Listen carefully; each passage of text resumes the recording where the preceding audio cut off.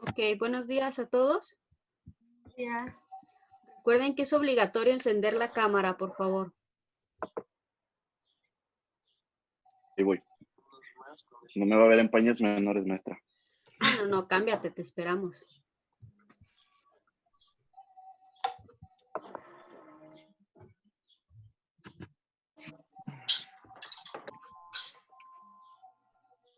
Ok.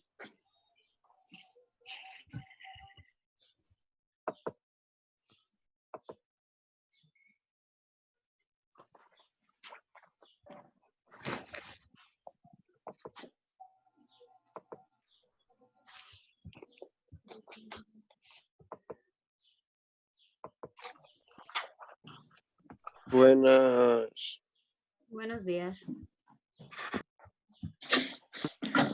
Buenos días. Sí. Ok, bueno, en la clase de hoy vamos a comentar el capítulo 1 de la lectura del libro Ceguera Moral. ¿Sí?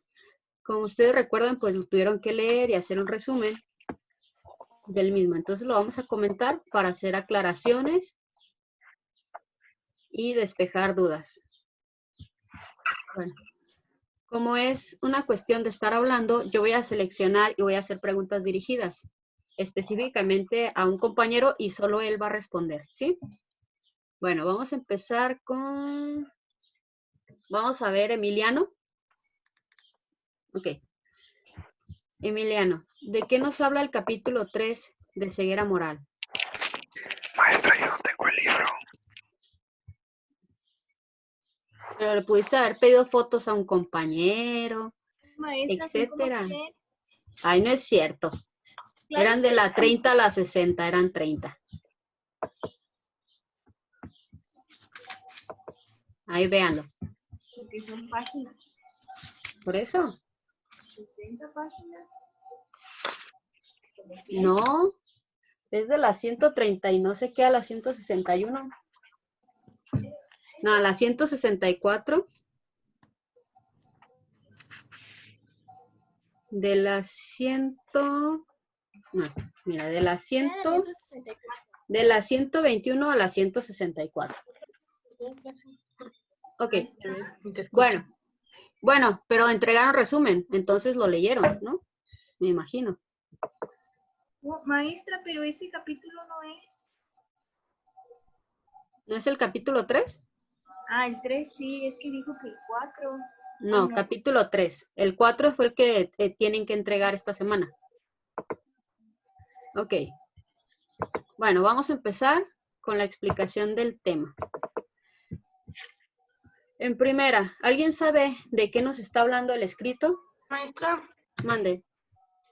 que no deja entrar a Mario y a Manuel, que no los deja entrar. Se vayan directo a la plataforma y se metan desde la invitación. Digo, porque si entraron todos los demás, tiene algo que... ¿Mande? Maestra. Que usted no les, que usted debe de darles permiso, ya ve. Ajá, que usted debe dejarlos entrar. Ah, ya. Citlali no se va a poder meter porque en su casa ha tenido problemas con el internet y se les ha estado yendo a cada rato y la luz. ¿Quién, perdón? ¿Qué puede hacer? Citlali. Ah, ok. Pues igual las conferencias se suben a YouTube y se las hago llegar, no hay problema. Otra vez, ¿puedes repetir lo que no escuché? Se cortó. Las voy a subir a YouTube igual que las anteriores y les voy a pasar el link. Y las pueden repetir ustedes cuando quieran estudiar o repasar o verlas, los que no asistieron. Ok. ¿Ok? Gracias. Bueno, en primera les comentaba, ¿cuál es el tema central del capítulo 3? ¿Alguien lo identificó? ¿Alguien sabe de qué hablaba? Hay diferencia. ¿De la qué, perdón? Diferencia. De la indiferencia. Indiferencia. Indiferencia. Y Sí. ¿Qué más? Aparte de la indiferencia. Que entre sociedad somos como que cada quien está en lo suyo, pero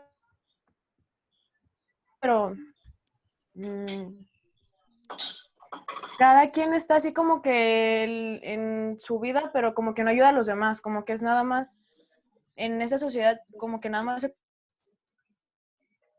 cuida uno a una más gente, no importa. Sí, como el temor a derrumbarse o a caerse, dejarse caer. Algo así, ¿no? Ok.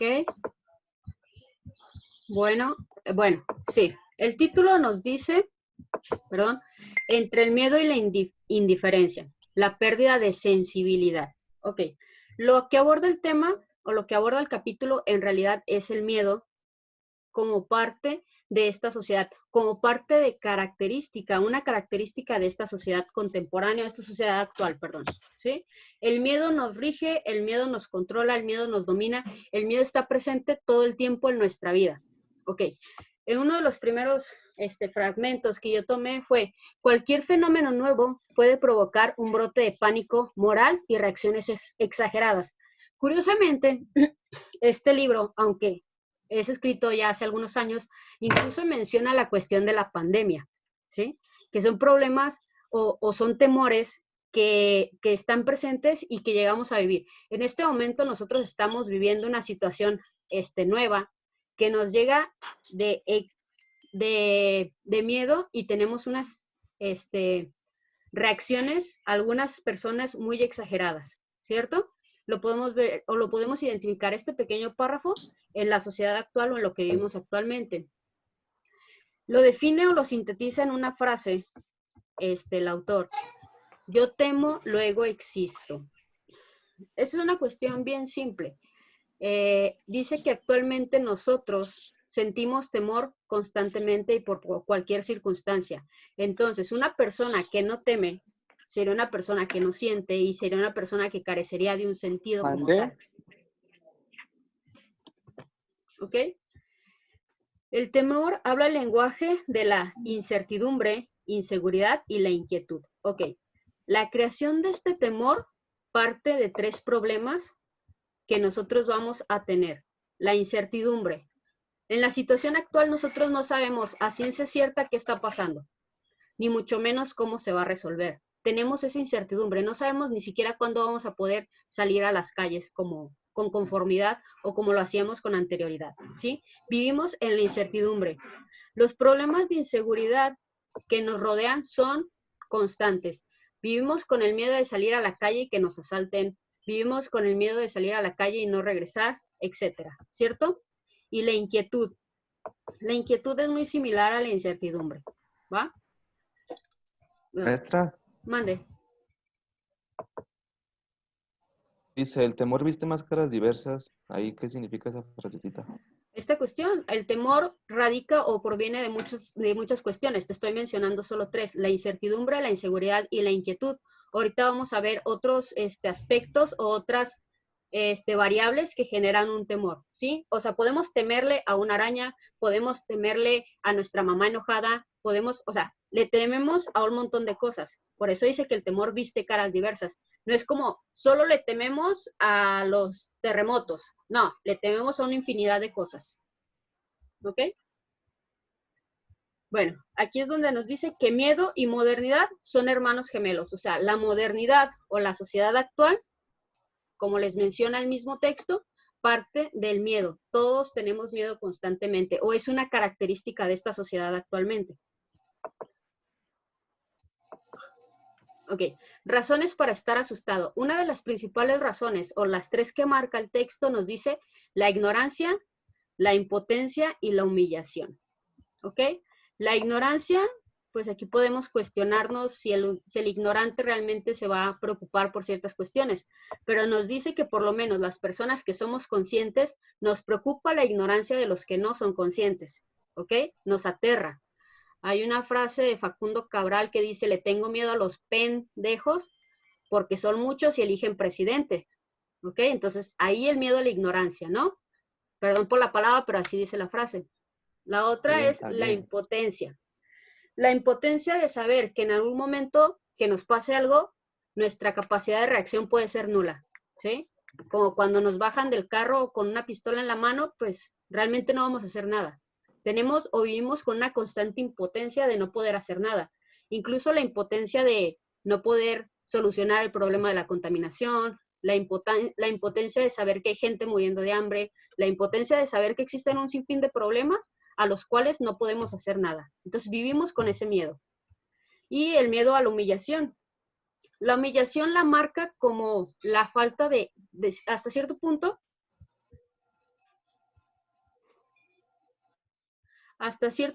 marca la humillación como la poca capacidad de tener éxito. Éxito en cuanto a una sociedad consumista y una economía liberal o neoliberal. Bueno, una economía capitalista, ¿cierto? Entonces, esa humillación, la humillación a no tener éxito en el ámbito económico principalmente. Ese es otro temor o es otras razones que nos mantiene asustados. Otros fragmentos era, a final de liberarse, aquí es donde entra la relación entre la sociedad y el Estado. La función que debe de cumplir el Estado de brindar esa seguridad que no está brindando actualmente y que nos hace tener todos estos factores de miedo. Dice, a fin de liberar a los seres humanos de sus miedos, la sociedad debe de imponer restricciones a sus miembros. Esto nos habla de la relación entre la libertad y las restricciones, ya que la seguridad sin libertad equivale a la esclavitud y la libertad sin seguridad significa el caos. Ok, entonces, ¿debe de haber libertades? Claro que sí, si no, llegaríamos a un punto de esclavitud, pero estas libertades tienen que tener restricciones para no caer en lo que menciona el texto, el caos como tal. El hecho de que no haya un equilibrio entre las libertades y las restricciones es lo que nos tiene actualmente con una infinidad de miedos, porque sabemos que hay mucha inseguridad. El Estado no está cumpliendo con su parte de brindar seguridad, ¿sí? La desafección de los seres humanos con el Estado. El hecho de que el Estado, llámese gobierno, como lo quieran entender, no brinde esta seguridad, que es su obligación, es una de sus principales obligaciones. Hay una frase que dice que el Estado ostenta el monopolio de la seguridad. Es el único que puede hacer uso de la fuerza pública y de la fuerza para reprimir y someter a la ciudadanía. ¿Ok? Entonces, es su obligación no solo someterla, sino cuidarla, principalmente cuidarla y brindar seguridad. Entonces, en el momento en el que nuestro Estado, como lo podemos ver actualmente con tanta inseguridad, no es capaz de brindar ese servicio, nosotros como ciudadanos perdemos el interés de que exista este mismo Estado. No nos funciona, no nos sirve para nada, no nos brinda una seguridad, por mí que desaparezca, es lo que llegamos a pensar. No sirve para absolutamente nada. Ahí es donde entra la parte del desinterés. No es el desinterés hacia el individuo o hacia el vecino, sino nuestro desinterés sobre la existencia de un Estado que preserve nuestra seguridad para que entonces, si estamos seguros, dejemos de sentir tanto miedo. ¿Ok? Es lo que plantea el capítulo 3. Y después de esta relación de Estado y sociedad que nos debe brindar seguridad y que no se está dando y que genera mucha inseguridad, viene la segunda parte o uno de los siguientes factores, que es una enfermedad psicológica que está actuando de manera silenciosa y que podemos percibir constantemente, la depresión. Vivimos en un estado en el que no cumplimos con las expectativas, en las que tenemos miedo, en las que no sabemos, vivimos con la incertidumbre, como lo dicen las primeras 3 partes, y eso nos genera una depresión.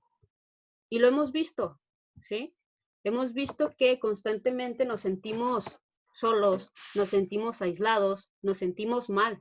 Simple y sencillamente nos sentimos mal. Hay quienes no pueden estar en sus casas porque no saben estar solos, ¿ok? Por diferentes factores y diferentes cuestiones. Entonces, este miedo genera un fenómeno que va a ser la depresión y lo hemos visto en el aumento de suicidios e incluso en edades muy tempranas, ¿sí? Actualmente en esta época, maestra, Mande, sí, te escucho. en esta época han aumentado más los suicidios. Sí, en los últimos incluso 5 años, ¿eh? Y lo preocupante es que ha aumentado en edad o en personas de una edad de secundaria a bachillerato. Ni siquiera son como personas adultas que tienen un sinfín de cuentas que pagar, no. Ha aumentado el suicidio incluso en niños, pues. ¿Sí me explico? A una edad muy, muy temprana. Bueno, el mayor miedo. Dice que el mayor miedo es la conciencia de la mortalidad y la imposibilidad de escapar a la existencia. Bueno, dice que uno de los factores, nos dice que uno de los factores que aterra más al ser humano es el saber que vamos a morir, ¿sí? Pero curiosamente, el saber que vamos a morir también nos hace que generemos cultura y nos lleva a la acción. ¿Cómo es esto? ¿Cómo el hecho de saber que voy a morir me lleva a la acción? Bien simple, porque sabemos que tenemos que hacer las cosas de ya, porque si no las hacemos ahorita, quizás mañana no tengamos tiempo. Vivimos con esa certeza de que lo único que nos va a ocurrir a todos es que vamos a morir. El momento es el que no sabemos y eso es lo que nos aterra, no saber cuándo va a pasar. Entonces vivimos generando algo que deje un legado de nosotros, ¿sí? Por eso dice que este miedo nos lleva a la acción. Veámoslos en un caso muy simple. Si yo sé a qué hora tengo que entregar una actividad, pues puedo hacerme pato todo el día y en el último minuto entregarla, porque tengo la certeza de que tengo un tiempo límite. No sé, ustedes tienen límite a las 10 de la noche y entregan su trabajo a las 9:50 o 9:59, ¿ok? Entonces, ¿por qué? Porque tienen un límite. Eso les permite no actuar, estar pasivos y estar quietos hasta el momento en el que ya es la hora límite. Eso pasa con el ser humano. Vive con el miedo de que va a morir, pero ese miedo lo impulsa a hacer o estar constantemente actuando, lo cual genera la cultura en sí, el hecho del arte, buscar acciones que nos preserven o preserven mi paso por esta vida, de una escultura, una forma de pensar, un baile, dejar algo. Eso es lo que nos motiva. Otras cuestiones son el miedo. Pasamos del hecho de sentir un miedo irracional e injustificado a que ese miedo lo tomen diferentes autoridades o diferentes sujetos para volverlo en esto. El miedo, como una botella de agua, se puede convertir en una mercancía. Se ha sometido a la lógica y a las reglas de mercado. Y lo vamos a ver de manera muy palpable en los medios de comunicación actualmente. ¿Qué te pasan constantemente? Ejecuciones, asaltos, violaciones, pandemias, puro caos, puro caos. Todo el tiempo, constantemente te están vendiendo o te están mostrando cosas que te van a aterrar. El miedo se convierte en una mercancía y vamos a ver por qué. Sembrar la semilla del miedo permite recoger abundantes cosechas políticas y comerciales. Un ejemplo simple de esto sería, en la cuestión comercial, sería el hecho de que ahora tienes que comprar un cubrebocas. ¿Qué pasa con el cubrebocas? Primera, sube su costo, ¿sí? Porque toda la gente lo quiere adquirir. Segunda, lo vuelven ahora escaso. Entonces te es más difícil adquirirlo y entras en un miedo y te vuelves una persona dispuesta a pagar lo que sea por un triste cubrebocas de 50 centavos, terminas pagándolo en 25 o poco más, ¿sí? Entonces el hecho de tener a la gente con miedo, lo puedes utilizar para un sinfín de cosas. Políticamente hablando, podemos ver en la actualidad que gracias, o desgraciadamente, mejor dicho, a la pandemia, no se está haciendo nada en materia de seguridad, ¿sí? Todos los secuestros, desapariciones, cada 3 días desaparecen 100 personas y nadie habla de eso. Nadie le importa, nadie le cuestiona al presidente que no está haciendo nada en cuestiones de seguridad. Seamos sinceros, no está haciendo absolutamente nada. Pero como estamos todos entretenidos con la pandemia y aterrorizados para salir de casa, todo lo demás queda en segundo plano, ¿cierto? Las cuestiones económicas, el desempleo, se ven justificadas por esta situación. No le puedes cuestionar al presidente la pérdida de empleos porque pues se está dando a nivel mundial y se está dando como consecuencia lógica de una pandemia. Entonces, este miedo, el miedo actual se convierte en un negocio para quien lo sepa explotar, ¿sí? No es simple y sencillamente llenar a la gente de miedo porque sí, lleva un objetivo concreto: vulnerarlos, humillarlos, hacer que se sientan inseguros, hacer que se sientan impotentes y después que caigan en una depresión. ¿Ok? El debilitamiento de la confianza vulnera la confianza con el otro, que era lo que ustedes mencionaban.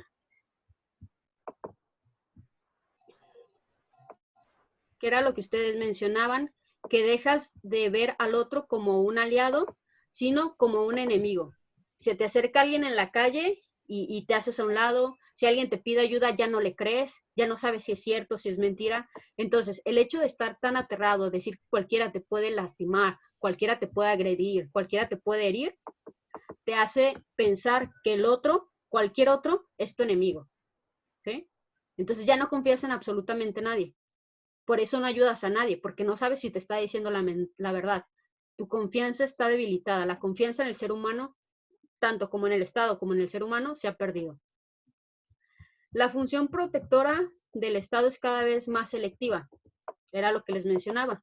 El Estado tiene la obligación de brindar seguridad, pero no solo ha dejado de brindarla al mayor número de personas, sino que la ha vuelto selectiva. ¿A quién protege el Estado? ¿Sí?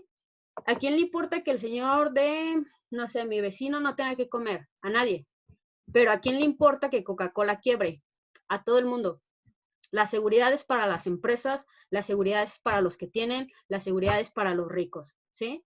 Nadie le interesa si las patrullas de Tonalá o los policías de Tonalá tienen equipo. A nadie le interesa, porque es Tonalá.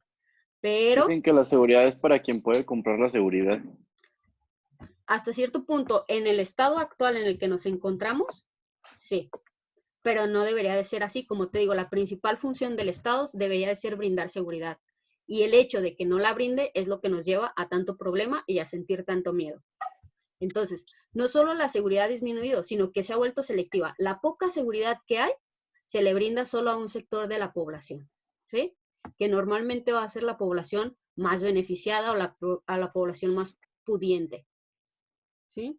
En un mundo consumista, el sufrimiento también se consume. Es otro párrafo, otro renglón que el libro nos menciona. El hecho de, no sé, mostrar niños con cáncer, el hecho de mostrar personas abortando, etcétera, etcétera. Todo el sufrimiento también se vende como un producto que después abona a lo que es el miedo. Constantemente el sufrimiento se está viendo de esta forma. Otra cuestión que nos menciona es la esfera pública y líquida, reconocimiento y atención. Aquí este factor entra a la sociedad. Nosotros tenemos lo que se denomina esfera pública y esfera privada. Lo público es todo lo que hace el gobierno, que como es para todos, debe estar constantemente notificado. Todos deben de saberlo, todos deben de escucharlo. Y está la esfera privada, que es lo que haces tú de manera individual, pero desgraciadamente, nosotros mismos vulneramos nuestra privacidad al hacer público todo. En este caso estoy viendo a Max comiendo y estoy viendo lo que va a comer, ¿sí? Esa es su privacidad, su comida, su forma de estar, es su casa incluso, pero él mismo la está vulnerabilizando al momento de mostrarla. ¿Y qué pasa? Que toda la gente lo hace. ¿Qué es lo más popular actualmente? El TikTok, ¿no?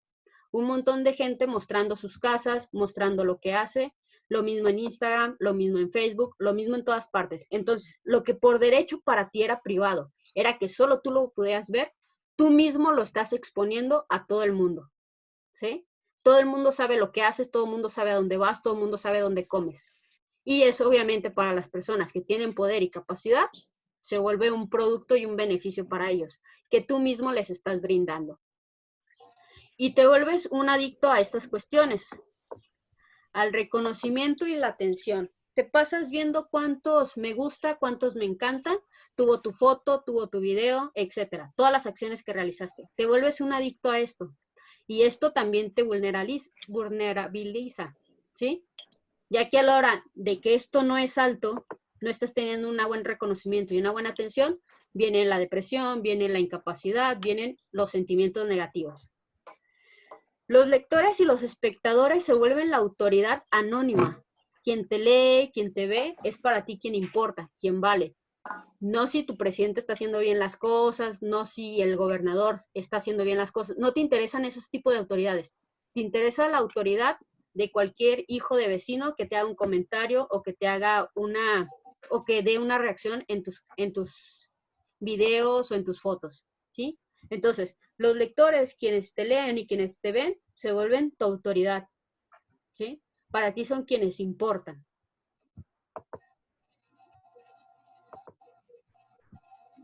Y después nos dice, la privacidad se ha convertido en una de las mercancías más caras.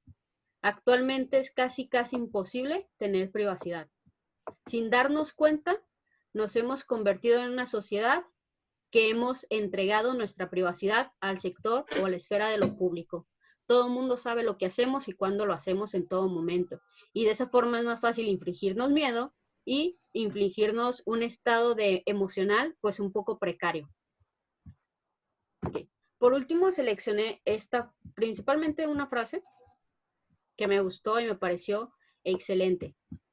Dice, sigue todo lo que analiza el capítulo, todo lo que menciona el autor, dice, sigue sin explicar nuestra extraordinaria capacidad para crear un infierno emocional y presentar a nuestro país como un lugar devastado por la catástrofe o que se ha convertido en el lugar más atroz de la tierra.